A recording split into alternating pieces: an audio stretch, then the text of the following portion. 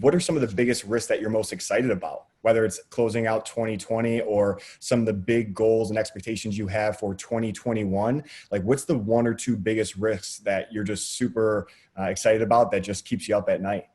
Yeah, that would really be our Indianapolis location. So we're set to finish construction in January, February 2021. So we are constantly talking about what operationally is it going to look like. That'll be our first launch of a location during a pandemic, which I think will persist, and we won't be back to complete normal in the January, February time period.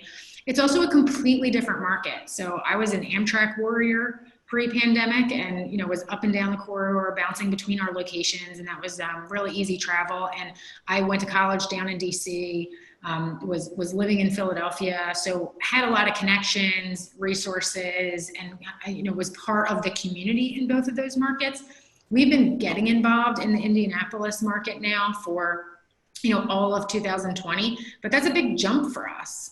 It's out in the Midwest. We're building our brand there. We're pulling people into the programming side. We're developing new relationships, new partnerships. We just announced last week our very first official member that will be starting a venture capital group out there, which is a great anchor member to be able to bring into the space. We have a wonderful development partner in Indianapolis that's the 16 Tech Innovation Group that's making a lot of connections for us with relationships that they already have. But it's a huge risk for us, but it's the risk reward where, I have big expansion plans for the future. And this is us breaking out of the Northeast corridor and going to a completely different market. And, back to that chip on my shoulder of proving ourselves that we can do this. And we're not just, a little company started by a kid in Philadelphia, but that, we're going to grow into a national and hopefully international company that we're helping businesses all around the world grow. So